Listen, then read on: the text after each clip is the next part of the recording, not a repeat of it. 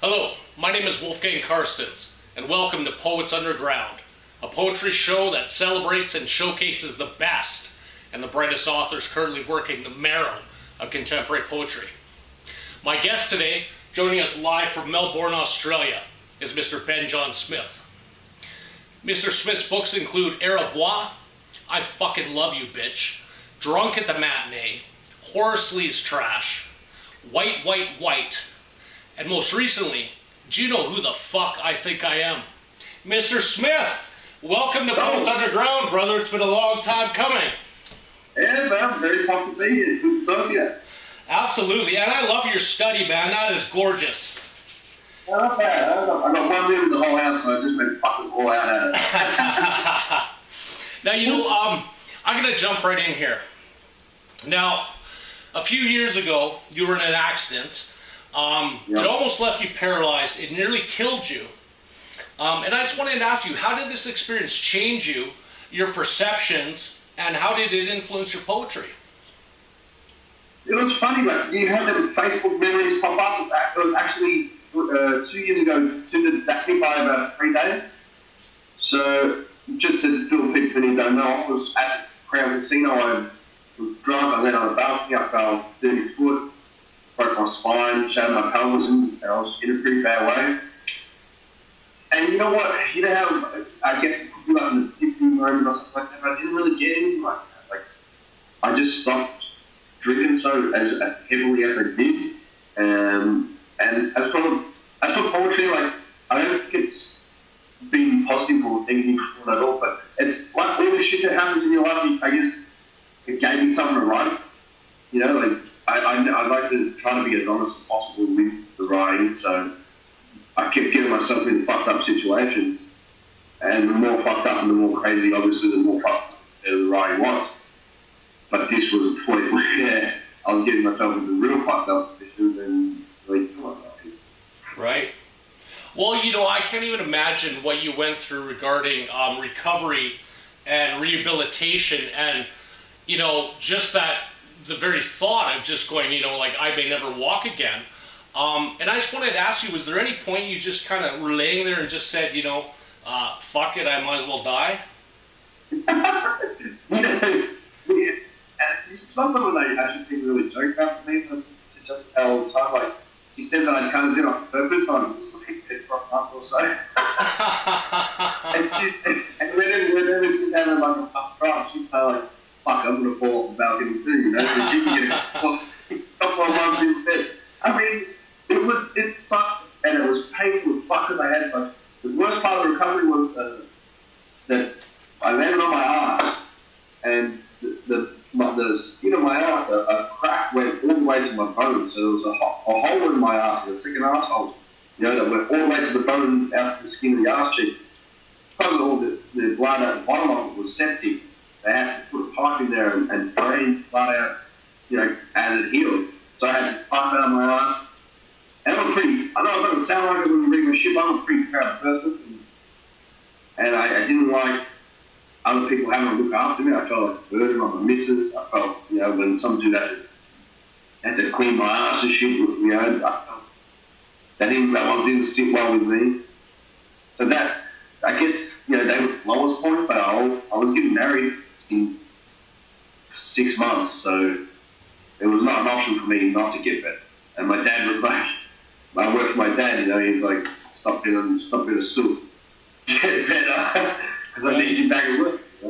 Right. But I when I just come out, so I played that kept me busy. I watched The Wire, which was just fucking nailed down. That was worth breaking me back to watch. And I had a lot of visitors and shit, so good support network. It was never an option to give up, I was always just going to fucking get better. Right. So is that like when your old man telling you that, is that kind of what helped pull you through? Like, yeah, fuck yeah, I guess. Yeah, pride. Pride. Yeah. I didn't have much other option. Like, I needed to get married. It was either that or just feel sorry for myself. Right. And I still a fair bit of pain, but I don't like to suck about it. Right. One of the things, it was my dumb mistakes. Let's not make it burden everyone else. Listen to me bitch and moan all the time, Right. That's very commendable, my friend. And I'm fucking so glad that you're up and you're about it, and we're doing this now. I also wanted to mention to you. So you, of course, you're a new parent. You just brought your son Hunter into the world. And I know with me, parenthood, for that first little adjustment period, just wreaked havoc with everything about me. And I just wanted to ask you, how has that changed you and influenced your poetry and how you look at poetry? It's been the most insane thing that's ever happened in my life. I feel so fucking stupid because when Lindsay was pregnant, I was like, yeah, this is going to be easy, man. This is going to be easy. It's going to be a lot of fun. And then at halftime, I'm like, fuck, man, this is not easy at all. This is hard as shit, man. It's still hard as shit. It's hard, man. I love the free time shit, and now there's not a lot of fucking free time, even time to spend with just me and Dee, you know what I mean? Like, and don't get me wrong, it's great. Like, this kid is the best thing to ever fucking happen. But yeah, it's hard. It takes up a whole lot of time. Right. Well, I know one thing when my son was born, and someone turned to me and he said, when the son is born, the father must die. And I was like, oh my God, it hit me hard, and it took me a while, and of course that's not true, but at the time I was like, oh yeah, I got myself in a world of shit here, man. Yeah. As you say, I've been writing some nice poems for the first time in my life. I've been writing some poems that aren't just about my dick and shit like that. But yeah, trying to find time to do shit that creatively is hard work. Right. But you know what I do? There's something true in that the son dies, the father, when the son's born, the father dies, you kind of, it's all him now, you know what I mean? I'm old dude. I was actually going to ask you about that because I'm curious. For you, the writing process, are you one of those sit in front of the computer type of people, or are your poems mainly written in your head before they hit the paper? Yeah, I cannot spell for shit. I'm pretty sure I'm illiterate or dyslexic or something. I can read pretty well, but I cannot spell for shit. So I kind of just, if I get an idea, as I said, I do something stupid to get the poem going, you know what I mean? The experience is the poem. There's no diss to no one, but I just can't understand people that sit at a computer and write poems that's shit that they haven't experienced, right? You know what I mean? I feel like that there's, if you're going to write passionately about it, especially in a poem, I understand fiction and shit like that. If you're going to write in a poem, it's got to be something personal. So I do the crazy thing, type that down in my notes on my phone, take that photo to remember, and then kind of just try to piece it all together when I was sober enough to be coherent. Right. So let me ask you, looking at your work, what are the essential elements that go into a poem by Ben John Smith? Like when everything's firing on all cylinders, what are those elements that are making it work? I don't know if any of it works. Like I don't come up with a poet and stuff like that. But for me, I want to be as simple as possible.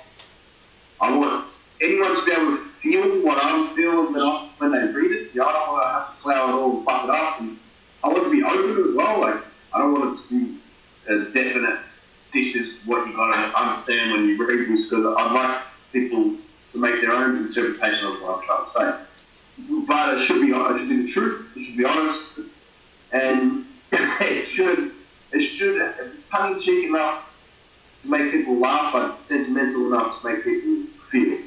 That's all I'm trying to get at. And way get the sound. I don't want to write something that a labourer, a waiter, or a politician can pick up, and everyone can be able to be the same thing. Right. And that's a beautiful answer, and actually you answered a multitude of questions there, because I was going to ask you about the qualities of a great poem. What do you hope readers take away from your books? And I mean, that's absolutely beautiful. So let me ask you this. Historically speaking, what do you hope they say about Ben John Smith? I hope they say something, anything. I like to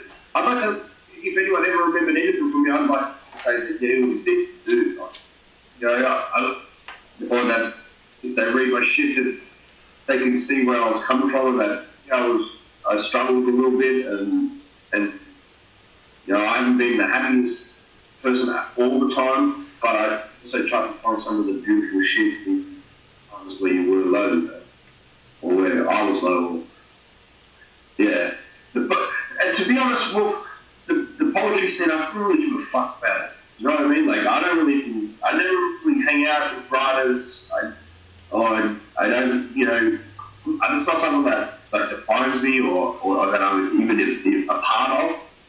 So I don't really give a fuck whatever the poetry scene says about me. But I'll just like do who I know and read the shit to say that it wasn't a wank. I wasn't being a wank. I wasn't trying to be better than anyone. I just wanted to write some shit to let how I was feeling. Right. So, let me ask you this: is there an underlying philosophy that's kind of like at the core of your poetry? And if so, what is it? Yeah, I guess it's just do it for yourself. Don't do it, or I know that kind of contradicts everything I've been saying, but just be right for yourself. Don't try to write something that's above you. Like I'm not a very good speller, so I never try to put in words that I couldn't verbalize myself. Or something that doesn't make sense to me. I just want it to be as simple as possible, but convey a complex message in its simpleness. I can't really explain what I'm trying to get at, but I guess I don't read poetry very much, but when I read Bukowski, I understood it, so I read a lot of it. That's what I'm trying to take away that philosophy from him and just continue in my thing. Right. Today I sat down and I read your I fucking love you, bitch, and I thought to myself, you know what, like you know me, man. I think you're brilliant. I think your work is brilliant. I think you, as far as poetry goes for me, I need it simple language, raw, honest, doesn't pull any punches. And I found that to be like a great volume of contemporary love poetry. So, for me, that was like, and I hate love poetry. Like, I mean, I despise it. I really do. I cannot fucking stand it. But your work is brilliant. Like, I mean, people want to write a love poem. They think it's got to be some elevated, doves and flowers and rainbows and no, man, it's about the shit. It's all about the shit and the dirt and the grime and everything, and you capture that beautifully. And thank you for that, my friend. So if that's your goal, you've achieved it. That's what I was trying to do. That's even the title. I fucking love you, bitch. You know what I mean? Right. I love you. You're precious. That's the thing that makes it work. Is the madness, the duality of the sexes. Exactly. Absolutely. I 100% agree. Now here's a question for you. Is there a role for the poet in the society? Like, if there is a role, what is that role? Does he have any responsibility to anyone besides himself? Yeah, it's when you start trying to fill shoes that people expected you, then you kind of become less of a poet, Like, I guess just doing it for you or writing you as yourself as a poet, then that's kind of the essence of art, Fuck what everyone else wants you to do. You just got to do what you got to do. Right. I was saying to the missus before, I was saying, that to be like a real genius artist, you have to be very, very selfish. You think of all the real legends, and they didn't have a poem. They didn't do anything for anyone, families and shit like that, So I think that, what's that saying? To be alone, one must be an animal or a god, Right. Like, if you want to get as far into the fucking psyche and as far into the art as you can, then you really have to isolate yourself, which I haven't done. Obviously, I'm not a fucking genius, but you kind of do it for yourself or do it for another. Right, and that's actually great advice. And I actually encourage people to be selfish because if you're not happy, I mean, you're making everyone miserable. And you have to love yourself, right? Right, that's it, man. And as for the bulk of it, I have no idea. Fair enough. Well, maybe that is his role. That's his role. Show people how to live, man. Just live. Live for yourself, right? Yeah, fuck yeah. Yeah, why not? So let me ask you. I have read all your books. I'm kind of curious. Is there a seminal Ben John Smith poem, like a quintessential Ben John Smith poem? And if there is, would you mind reading it for us? Yeah. I probably the one about like, well, do you edit this or is this all done flying? Might take me a little while to find it. That's it.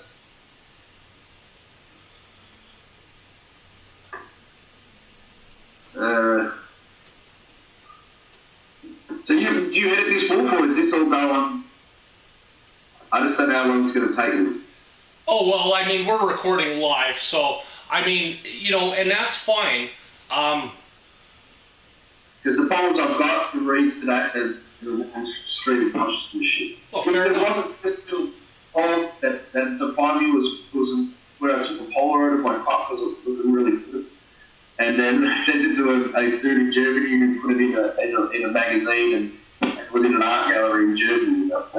That's so fitting, man. At the time, that was That's awesome. Well, I know you have some works to read today, and I understand you're going to read your new book in the entirety, which is awesome, right? Yeah, right. I could read, I'll read This Is About Time and You Know Who the Fuck I Think I Am. I can do that if you like. Absolutely. Well, you know what, ladies and gentlemen, on Poets Underground, we love poetry. In fact, we love lots of poetry. I'm going to give the stage to Mr. Ben John Smith. I'm going to give him 15 minutes to read. Ben, lay it down, man. Lay it down like literary dynamite. The stage is yours, my friend. Ladies and gentlemen, Mr. Ben John Smith. Thank you, Bart. So I'll read from the last book first, and then up to the new book, then you can see how it changed from not being at that to being at that. Excellent. So this is if you read This Is About Time. I tried to write a poem, but nothing came. I tried to masturbate, but nothing came. I haven't even written the poem yet, but I know it will finish with the line, "Hey baby, let's not talk about the weather." We had an argument about if chicken stroganoff was a legitimate dish when the internet went out. She yelled from the study, "I can't put it back on," and there is an error message saying re-establishing lost connection. I laughed when I shouldn't. I said to my dad when I was young, "Dad, I wish I had a motorbike." And he said, "Wish in one hand and take a shit in the other and see which one fills up first." From that moment on, I knew we had a very specific understanding of each other. I don't know if any of this is related to any of this, but since I was a young kid, I've had an $8 a day milk habit.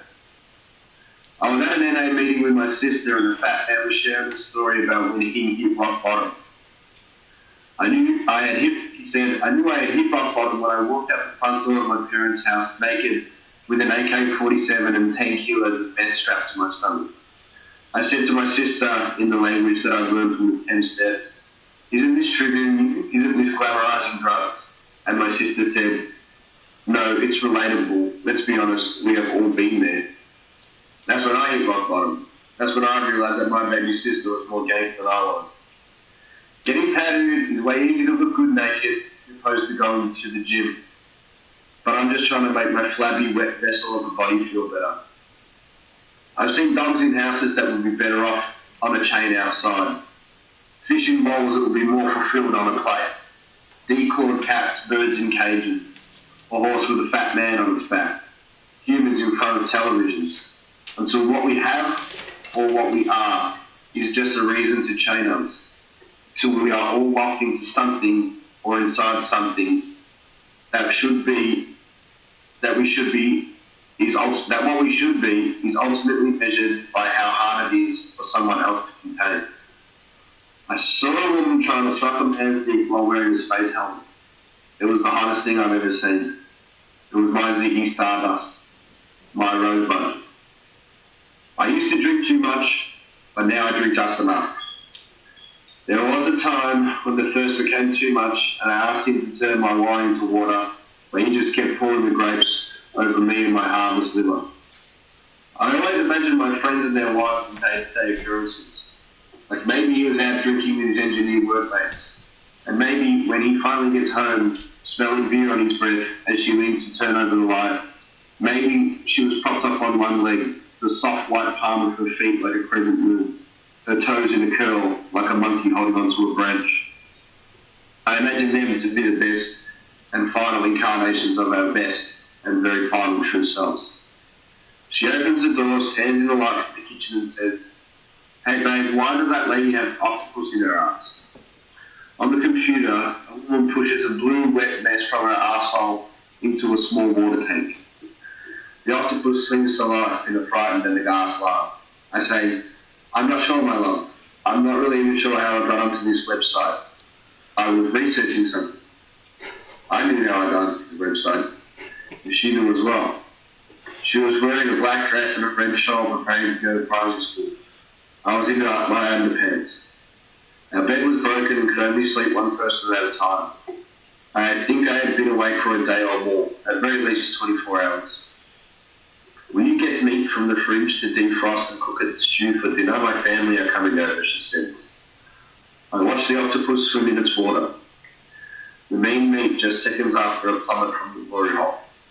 I let her know I understand what she was going to do by nodding. "Okay." 500 grams of minced defrosted in the kitchen sink, half filled with warm water. At 10:40, the real research starts, and something is born that only lives to see the inside of a tube sock. We went to Blackwood to hunt deer with homemade crossbows, and when we got there, we found an abandoned gold mine, and we walked around looking for gold. And Tom said, "There's no gold here, mate. We are right next to a fucking BMX track." I got drunk, set myself on fire, and shot an arrow from a crossbow into the forest that either hit someone or didn't, but there's always a chance. People often ask, "Do you remember falling 3 stories from that balcony drunk at the casino?" And I think, yes, I do. I remember when I was 15 and I realised I could read better than my dad. I remember a time I put art before people's pride, when I wasn't such a self-absorbed piece of shit. I usually just shake my head and say, "No, I don't remember anything from that moment at all." I often think, am I a good man? And then I think, would a good man need to ask himself that question? And she said, "I want to buy real art from a real artist. Art that costs $2,000. Art you buy from shops in Brunswick." And I'll be like, what the fuck, dude? I'm over here pouring out my guts, trying to be a real artist, in poems you will never read, in books no one buys, going to readings no one comes to. Like, fuck. Maybe I got no real art, but I got you, dude. You don't like my paintings, but I try every day to make the work work. And even when they don't, I still have you. I might not be a well-paid artist, but one day my worth might be valued by God, and I hope you will say, "I really like your poems, Ben."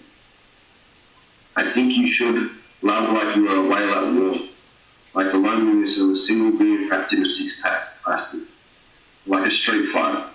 Life leaves only the best things in a dance that look like death, and the winner still gone, still screaming, "Get me out of here." But it's worth the battle, the knife fights with hopeless hobos, being lost in a throw blanket on a hot summer night. It's worth it just to know a woman who has an ass like a silverback gorilla, a woman that cuts meats in her underpants. And while young Valentines buy cards and flowers, real lovers fall asleep drunk, and spaghetti still boiling in the pressure pot.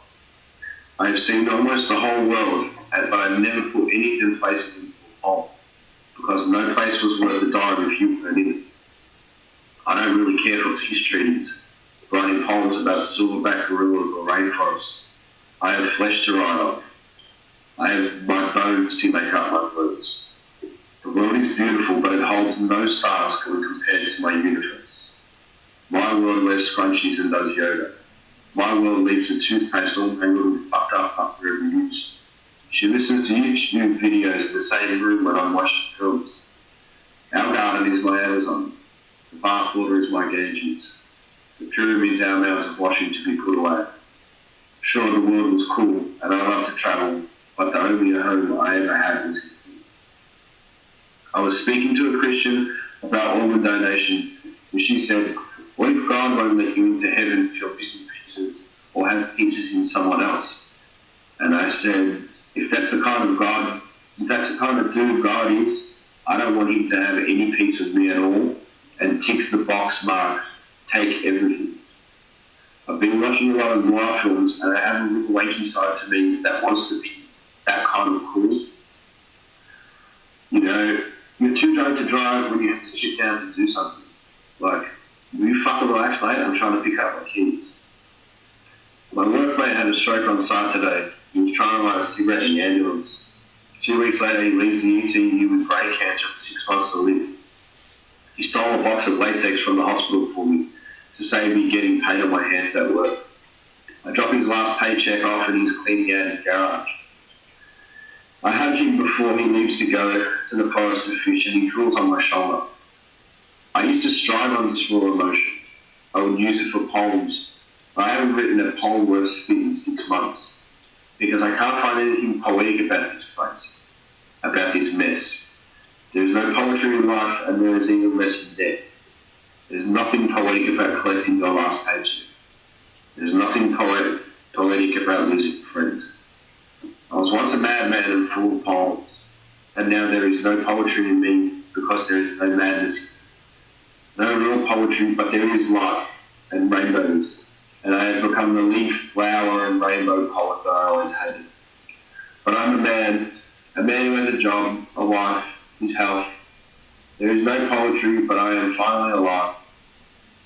The printer says, load more paper into the tray to continue printing.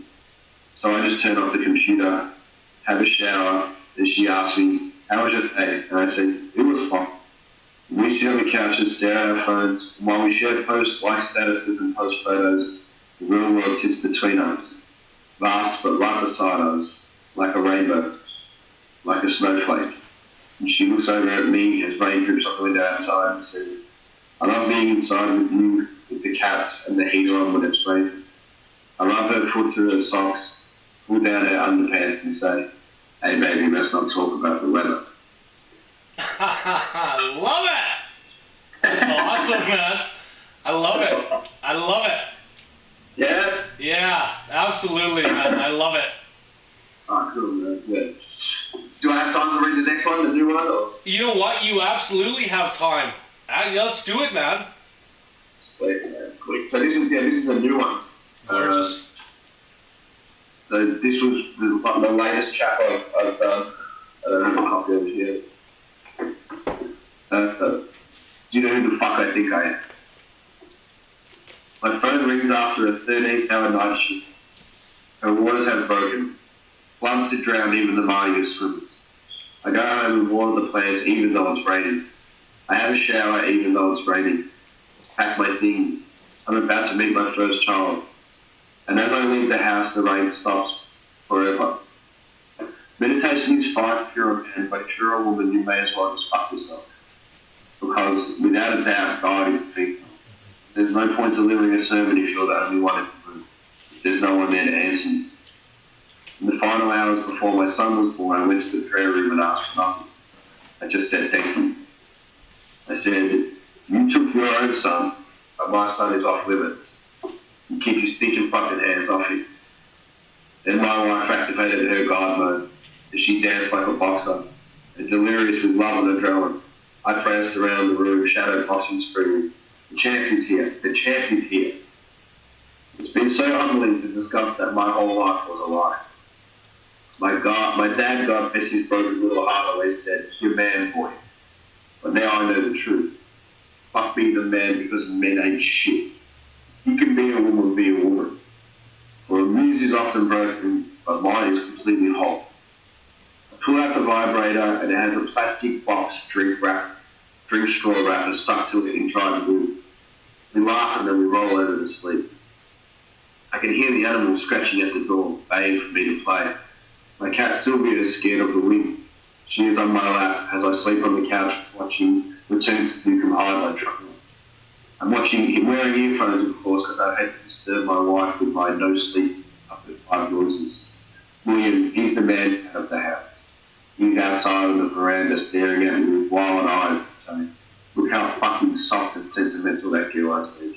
I'm still out here, in the madness I am of God, and you are a failed dissident, simple couch potato.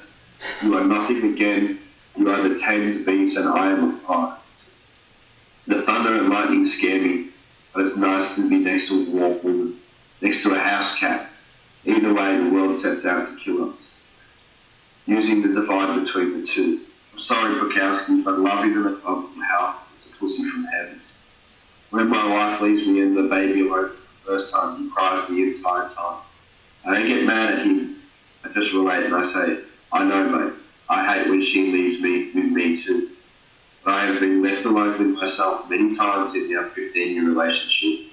And there's one thing I know for sure, that she'll always come home. If one day she doesn't, you'll find me in the clock tower at the high school I attended taking pot shots at young couples in love, to save them from never finding a real true honest love and then losing it.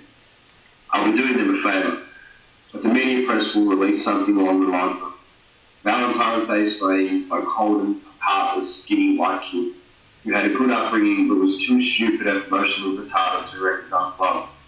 Could have been avoided if wife made him sandwich for work every now and then and didn't make fun of him when he failed to do manly things. But history will misconstrue everything. It always does. That's how religion happened. How the fuck can you pretend dinosaurs did? You know? We are far more stupid than we pretend we are not. People who do fad diets are more often than not the most boring people you'll ever meet. I'm sorry, but it's true. It's an actual scientific fact. I once masturbated to Steinbeck's Of Mice and Men, and it was the loneliest I had ever felt. But I swear to God, hands down, right now, the cat acts like a sick kind of insistent patterns for more time, and I'll give it reasons to do so. The kids at rehab pissed in the new girl's soup. She had a beautiful smile, but I haven't seen it in ages. The mailman asked why I moved out of my parents' home and where my sisters are at this time of day. I'm both impressed and intrigued. I'm usually on the phone like, yeah, okay, sweet. Just let me finish this wank and I'll be right over. If no one loves you, you can always put a toilet brush up your ass on film and make like $500. I go from drunk amateur redhead gets fisted to cat listens to music on the piano. My life often ebbs to and from these highs and lows, and then back to up. Something outside bangs and I get afraid. Breast milk in the face is the male version of a money shot. I sipped at the express bottle of colostrum and felt like a connoisseur at a wine bar. I very nearly killed myself in the garage when everyone was asleep. Seriously, I googled how to tie hallucinated. I made art for my friends, they didn't like it, so I made new friends. No one has known any different. And now I'm all like, fuck art. Just be a creep for no reason. We don't need it in the skies anymore. And in the end, we lived happily ever after until we both died. I know my ego looks solid judging by my selfies, got on my track record for being an overconfident waker, but I had very little time for the vanity of self-presentation. Wearing a shirt, on occasion sure, but to brush one's teeth, never. What can you know about creation if you've never walked along the rough trail of complete annihilation?